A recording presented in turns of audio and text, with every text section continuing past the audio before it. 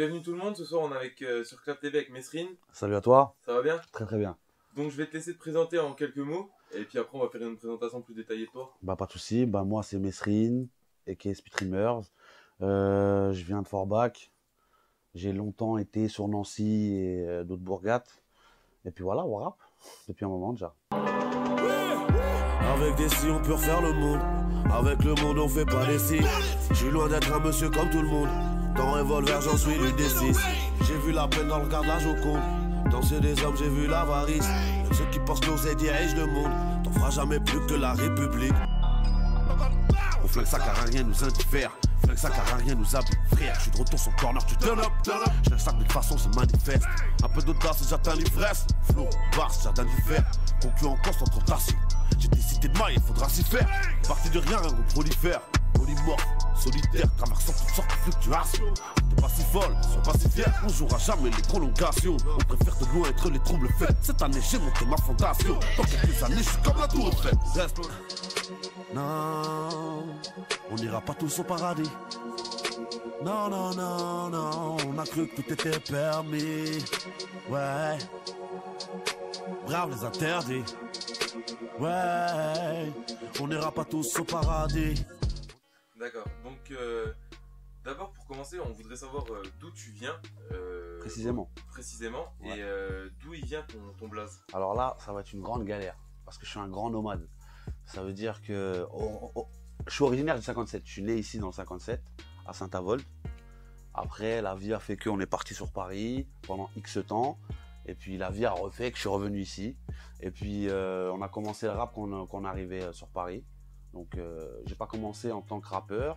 J'ai commencé à traîner dans des studios parce que j'avais un studio pas loin de chez moi, à Bagneux, où il y a Sultan, Chroma, tout ça qui enregistrait. Donc on squattait pas mal là-bas. On a commencé à écrire des textes et puis au fur et à mesure, on s'intéresse au truc et puis voilà. D'accord, et ton blaze Mesrine, d'où tu l'as trouvé D'où je l'ai trouvé. Alors, j'ai pris le blaze Mesrine parce que j'ai pas de style particulier. Et il y a un homme qu'on appelait Jacques Mesrine. Son surnom, c'était l'homme aux 1000 visages. Et je trouvais que ça correspondait bien à mon style. Donc ça n'a rien à voir avec tout le banditisme et tout ça, même si l'intellect de la personne m'a clairement touché, tu vois. Après, j'ai pris ce nom-là pour ce truc-là, en fait, l'homme aux 1000 visages. J'ai pas de style particulier, il n'y a rien qui me définit. Donc ouais, c'est pas un nom qui te représente. C'est pas une référence, c'est qu'un nom d'emprunt. Et je le dis dans pas mal de textes que c'est qu'un nom d'emprunt. D'accord. Et ça fait combien de temps que tu as commencé à écrire? À écrire, ça fait un moment, parce qu'en fait, j'ai ma mère qui fait de la musique. Donc on a toujours fait de la musique, entre guillemets. En étant petit, je faisais partie d'une chorale et compagnie. Mes premiers textes, j'ai dû les écrire vers 12-13 ans, un truc comme ça. Il n'y a rien de transcendant, hein. Les premiers jets, les premiers mots, les premiers trucs. Puis, comme je te dis, au fur et à mesure, j'ai pris goût, puis jusqu'à que je me suis lancé, tu vois. Mais j'ai eu l'avantage d'avoir des gens qui faisaient de la musique professionnellement parlant dans mon entourage, qui fait que, tu vois, j'ai plus de facilité à écrire, à faire des choses, quoi. D'accord, ouais, donc c'est vraiment familial, t'as baigné dedans depuis tout petit. Ouais, depuis tout petit, et même les gens, pour te dire, tu vois, j'habitais dans un endroit où, à 200 mètres, t'as un studio, t'as tous les rappeurs du 92 qui viennent enregistrer là-bas, et il faut savoir qu'à l'époque, pour moi, hein, après ça n'engage que moi, le 92 est une superbe école au niveau de l'écriture, tu vois, avec, ça a pu se voir avec Zoxy, avec toute une tripotée d'artistes qui sont sortis du 92, tu vois. Et donc, on a pu bénéficier en traînant dans des studios de conseils et de bons conseils de personnes comme Lil Ness, par exemple, qui est un rappeur du 92, comme Sultan, par exemple, ou d'autres gens, quoi, tu vois. Donc, toutes les conditions étaient propices à ce que je puisse évoluer et à faire quelque chose, ouais. Et t'as commencé seul ou accompagné? J'ai toujours fait du son avec des gens. C'est-à-dire, même quand je suis solo, il y a des gens avec moi. Parce que je pars du principe où la musique, c'est du partage. Ça veut dire que tu peux pas faire de musique si t'as pas l'oreille qui traîne sur un collègue ou sur ce qui se fait. C'est ce qui permet à toi de te dire je suis hors des clous ou je suis dans les clous. Tu vois? Parce qu'on est tous fantaisistes, tu vois, on peut partir dans 20 millions de trucs. Moi-même, tu vois, quand je fais des sons, là par exemple, en l'occurrence maintenant, en ce moment, je me casse pas la tête, tu vois. je fais des trucs au sentiment, au ressenti, et je me casse pas la tête, tu vois. Ouais, Ça veut dire que c'est plus les mêmes selon- critères d'écriture ou même de travail que j'aurais pu m'imposer avant. Selon ouais, que ton humeur, ton envie. Ouais, je me casse plus la voilà. tête. Ça veut dire que je crache ce qu'il y a à cracher. Tu vois, parce que je me suis longtemps pris la tête à écrire, à essayer de faire des trucs concis, conscients, trucs, machin. Mais, tu vois, je m'amuse, tu vois, en faisant ça. Mais, je sais pas, là aujourd'hui, je m'intéresse plus à ce que l'auditeur, ce que mes auditeurs, ils voudraient entendre de moi, tu vois. Simple. Et donc tu disais que c'était tout. T'as baigné depuis tout petit dans Ouais. la musique, mais qu'est-ce qui t'a donné vraiment l'envie de te lancer dans la musique et quelles ont été tes influences musicales? Musical, alors là, c'est vachement large, tu vois. Comme je te dis, ma mère, elle faisait de la musique, ce qui fait, elle est chanteuse, clairement. Elle avait un groupe, elle fait de la variété française, elle fait un peu de soul. Donc, le panel est large, tu vois. J'ai écouté du rock des années 60, en passant par la variété française, en passant par tous les styles de musique qui peuvent exister, tu vois. Ce qui fait que j'aime la musique, déjà, parce que la musique, pour moi, c'est un truc qui, comment dire, ça fige l'histoire. C'est-à-dire que chaque personne a un rapport particulier avec une musique. Par exemple, je peux te demander à toi, il y a peut-être une musique, quand tu l'écoutes, elle te fait penser à un moment précis de ta vie. Tu vois, je veux dire ou pas? Ben, moi, je trouve que c'est ça, la force de la musique, c'est de marquer le temps. Voilà, tout simplement. D'accord. Et t'as plus été bercé par donc le rap un peu à l'ancienne, on va dire, Ouais. pour maintenant. Ouais. Mais le rap actuel, t'en penses quoi maintenant? Ben pour moi, je suis vraiment l'antipode de tous mes camarades, je pense. Il a jamais été plus en vie qu'en ce moment, le rap. C'est-à-dire que pour moi, je suis satisfait du rap. Ça veut dire même des gars que j'écoute pas, tu vois, ou que c'est pas ma tasse de thé, je trouve ça fort. Parce que le rap, il commence depuis un certain nombre d'années, il prend la place qu'il doit prendre en France. Tu vois, parce qu'avant, il était là, mais il était en sous-marin. C'est-à-dire que c'était pas comme maintenant, tu vois. Tout le monde avait un regard assez Ouais. négatif sur Et sur ce le qui est rap. bien, c'est que là, ça commence vraiment les gens commencent à s'ouvrir. Il reste une catégorie de gens qui sont focus sur ce qu'est le rap. Mais là, on parle de choses différentes. Pour moi, tu vois, c'est être hip-hop ou pas être hip-hop, tu vois. Ouais. Pour moi, maintenant, il y a une différence entre être hip-hop et faire du rap. Tu vois comment pas? Parce que maintenant, t'as tout plein de catégories qui sont ouvertes, tu vois. Grâce à plein de nouveaux artistes qui sont venus. Ouais, plein de styles différents Ouais, qui sont voilà, rentrés en jeu. ouais. Et tu penses la même chose du rap US? Non. C'est différent? Non, c'est différent. On reste des suiveurs, de toute façon. Tu vois? Ça veut dire que ils ont. Ça vient de là-bas. Ça veut dire on peut rien leur apprendre, je pense. Tu vois? Ça veut dire qu'eux, ils auront toujours un temps d'avance sur nous, sur ce qui se fera, et parce que ça vient de chez eux. Tu vois? Ça vient de chez eux, ça. Donc on peut pas. Tu vois, regarde aujourd'hui, quand t'écoutes, il y a des mecs comme Rusty Jux, tu vois, qui travaillent avec des producteurs comme Kyo Itachi, tu vois, qui est français, si je ne m'abuse. Ça vient du Queens et ça sonne toujours aussi Queens que Mobb Deep, tu vois. Alors qu'on est en 2018. Tu vois, je veux dire ou pas? Après, tout est une histoire d'angle de vue et de ce que tu veux en faire, tu vois. Ça dépend toujours de la même chose. D'accord. Pour moi. Et maintenant, on va parler un peu plus en détail de tes projets perso. Ouais. Donc, on a pu voir qu'en décembre dernier, la sortie de Vocaliser, ouais. une mixtape de 21 titres. Ouais. Dans quel état d'esprit t'étais quand t'as fait cette mixtape? Alors, faut savoir que la mixtape a été enregistrée et finalisée en janvier dernier. C'est-à-dire que j'ai eu 3 mois de travail où j'ai enregistré un maximum de morceaux. D'accord. D'où il n'y a pas de fil conducteur. On est juste venu dans un style un peu plus chanté, où je me permets plus de chanter aujourd'hui, je l'assume plus en fait. Parce que tu sais comment c'est dans le hip-hop, quand il y a un mec, tu rappes ou tu chantes ou tu vois. Pour te donner une petite anecdote, il n'y a pas longtemps, je suis allé faire une scène, tu vois, où j'ai chanté 2 morceaux du projet qui sont chantés, où carrément, tu vois, les rappeurs m'envoyaient des pics en me disant ouais, les chanteurs, c'est à vous. Tu vois, c'est juste pour te dire, il y a vraiment encore un fossé. Ouais, il y a un fossé. Alors que c'est de la musique, quoi. Et t'as choisi de faire cette mixtape en 21 titres. Ouais. Sachant que la tendance des rappeurs en ce moment, c'est un peu entre 12 et 15 titres par Ouais, album, ouais. c'était un choix. Non, il n'y a pas de choix. En vrai, je te dis la vérité, c'est comme j'aurais pu en mettre plus même, hein. Je vais être franc avec toi, hein. J'ai vachement épuré le truc. J'aurais pu en mettre plus. J'enregistre beaucoup de choses. Après, de moi-même, je vais être franc avec toi, j'arrive pas à sélectionner les titres. C'est-à-dire que tu vois, je suis une galère. Moi, je mettrai tout. C'est-à-dire même des sons qui sont moins bons, je les mettrai avec. Je suis une galère pour ça. Ce qui fait que des fois, mon entourage, comme tu vois, mon collègue que j'ai pu ramener avec moi, me dit écoute, ouais, non, là, ouais, vas-y, oublie ça. T'en as mis trop des morceaux comme ça, oublie, tu vois. Donc voilà, j'ai vraiment du mal à structurer les trucs. Je fais beaucoup de morceaux et j'ai pas, tu vois, il n'y a pas de morceaux que je me dis ouais, je les sors pas. Je donne tout. Ouais, tout ce qu'il a Ouais, donné. tout ce qu'il a donné, je le donne, ouais. Et pourquoi t'as pas choisi de le sortir en deux parties plutôt qu'en une grosse partie? Ah bah, c'est une très bonne question. C'est parce que cette année, il va y avoir quelque chose en plusieurs parties. D'accord. Voilà, si je peux t'en parler déjà, c'est que je Ouais, vais tu faire peux. un projet qui s'appelle Hier, Aujourd'hui et Demain. Donc, ils seront en 3 parties. Il y a 3 scuds, en gros, 3 Ouais. scuds. Et ben, hier, c'est sur des sons dans boom bap, underground, sur ce qui se faisait avant à peu près, tu vois.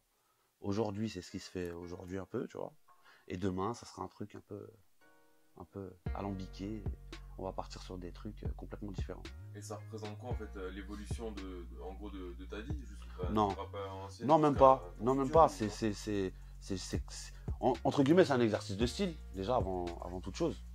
C'est un exercice de style. Ça me permet de ne pas rester m'empêtrer dans un format, tu vois. Et ça me permet de prendre du plaisir et de chercher à renouveler mon style. Alors lors de l'écoute de l'album, on a pu remarquer un style assez sombre. Ouais. Mais on a aussi remarqué que tu as essayé de diversifier les musiques avec de l'autotune. Ouais. C'était un choix pour toucher un maximum de personnes que tu as Ouais. fait ça, ou c'était un kiff perso? Non, c'est vraiment pour... là, on va parler vraiment vrai. C'est que je voulais vraiment élargir le public, quoi. C'est-à-dire, par exemple, j'ai fait des morceaux comme Saigon, par exemple, ou Pas tous au paradis, qui sont des morceaux plus mainstream, tu vois. C'est-à-dire que c'est plus du rap, là, hein. Ouais. On va parler clair, tu vois. C'est plus du rap, c'est autre chose. Et c'était pour aller chercher un autre public, tout simplement, puisque le mois d'avant ou 2 mois avant, je sortais Dernière Cartouche, ou qui était un peu plus virulent, plus, tu vois. Ouais, parce que là on voit c'est un peu plus R&B, soul. Ouais, c'est beaucoup plus chanté, mélodieux. C'est vraiment clairement pour une autre catégorie de public, quoi. D'accord, ouais, donc tu as essayé de faire D'élargir le panel, en fait. un truc ouais, qui touche tout le monde quoi, Ouais. pour attirer le Le maximum, maximum de gens. D'accord. Et ton feat avec Mad Max, Yes. comment ça s'est passé et comment tu l'as rencontré? Alors, Mad Max, c'est une vieille histoire. Mad Max, la première fois que je l'ai rencontré, c'était vers les années 2000, 2010, 2009, 2010. À une fête de la musique ici à Metz. J'avais vu, il chantait comme ça. Je passais dans la rue, je l'ai vu, j'avais bugué déjà, j'avais pris une tarte. Et puis, quelques temps après, j'ai été appelé par Rap Contender. J'ai participé à Rap Contender Est, à Talange. J'ai affronté Kenaden. Et en fait, en allant là-bas, ben, il y avait des MC comme Mad Max, Gaudier. Parce qu'il y participait aussi. Ouais, il participait aussi à Rap Contender. Et puis, vu qu'on s'est tous retrouvés dans une même pièce là-bas avant de commencer l'event, on a tous un peu discuté, il y a des affinités qui se sont créées.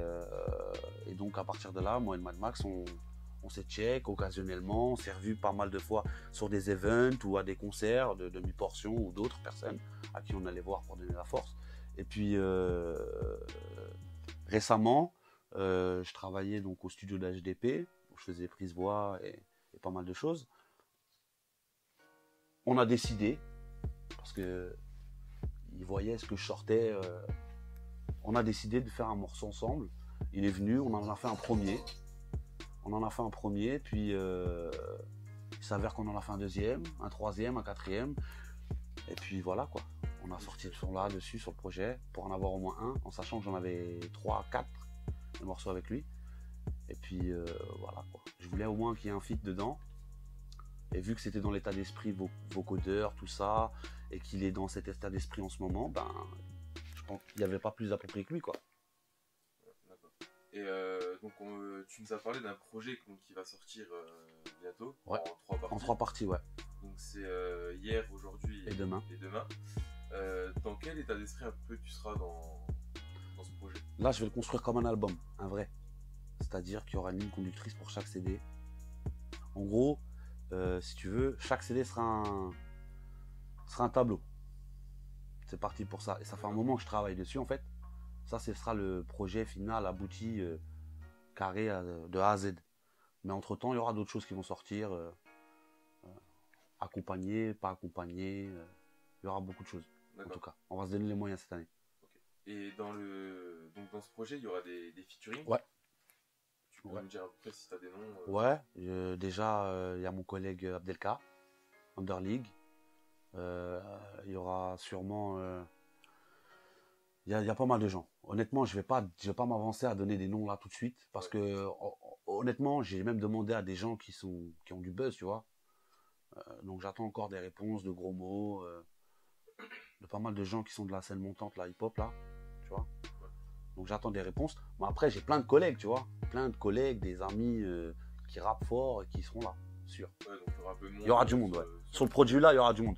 Mais avant ça, déjà, il y aura d'autres choses parce que à côté, ça fait un moment aussi que j'ai un projet en tête. Et il est déjà prêt, tout. C'est juste que les gens, ils suivent pas le délire, quoi. J'ai un truc qui s'appelle Speed Dead Shit où moi, je pose pas dessus du tout. Et je demande aux gens d'envoyer des sons. Et on va publier des sons sur un même CD qu'on va envoyer partout en France, tu vois. Ouais. Où c'est des gens de la région. Et même, je vais être franc avec toi, on va pas se cantonner à la région. Tout ce qui est francophone, on va le prendre. Ça veut dire du Canada, Luxembourg, en Belgique, on va tout prendre. Pour réunir un maximum de têtes pas connues qui sont forts et qui font le travail sur un produit et essayer de... Ouais, voilà quoi. Donc maintenant, on va passer à quelques-unes de tes punchlines que tu as utilisées dans les musiques. Et si tu pourras nous les détailler un peu. Pas de souci. Donc dans Ainsi va la vie, tu dis l'appel du vice est méga fort. Ouais. Le bon Dieu te laisse ton libre arbitre. Ouais. Si alors c'est pas le vice, c'est Iblis. D'accord. Donc qui est le diable, tu vois. Donc ça va de soi, tu vois. L'appel du diable est super fort, tu vois. Mais tu peux pas dire que tout est dû au diable parce que le bon Dieu dans tout son bienfait, il t'a laissé ton libre arbitre. Ça veut dire que c'est toi qui as fait le choix. Voilà. Personne t'oblige à le faire. Personne t'oblige à faire rien du tout, c'est toi qui prends le choix. Voilà. D'accord. Dans Je dors pas la night, ouais. Tu dis on a beau faire avec amour, bien souvent c'est ce qui nous détruit. Ouais. Bah tu vois, ça parle de. Normalement, j'ai même pas besoin de les expliquer, tu vois, les phrases. Parce que chacun dans son vécu peut retrouver avec une go, avec la famille, dès qu'il y a du sentiment, tu vois. Dès qu'il y a des sentiments dans l'histoire, quand on fait avec amour, souvent on est déçu, tu vois. Parce qu'on attend quelque chose. Souvent dans nos attentes, c'est pas juste. C'est différent de nos attentes, quoi, tu vois. D'où cette phrase. Okay. Et dans Depuis le départ, ouais. Tu dis on fabrique des coupables qui menacent l'Empire. Ouais. Tu peux un peu nous développer. D'accord. En tout temps, ils ont toujours pris des têtes de Turcs, j'appelle ça moi. Tu vois. Ça veut dire pour... là, on parle vraiment de l'État, tu vois, et du système global, général. Ma façon de voir à moi, hein, bien évidemment. Hein, j'oblige personne à adhérer à ce que je raconte, tu vois. Mais c'est ma façon de penser, c'est ma façon de voir le truc. Donc, comme je disais, le truc, il est biaisé dès le départ, tu vois. Parce que, en gros, quand on te montre toujours une catégorie de personnes, tu vois, qui sont de minorité, et on te dit c'est eux les fautifs, quoi. Tu vois, en tout temps. C'est toujours de rejeter la faute sur quelqu'un. Et en général, c'est une des vagues d'immigration que la France a pu avoir. Tu vois, parce que pour chaque vague d'immigration, il y a eu un délire. Pour les Italiens, il y a eu un délire. Pour les Algériens, il y a eu un délire. Pour les Roumains, maintenant, là, il y a un délire. Tu vois, en tout temps, il y a toujours un truc et on repose là. On fait venir les gens et on leur jette la pierre. En gros, c'est ça, tu vois.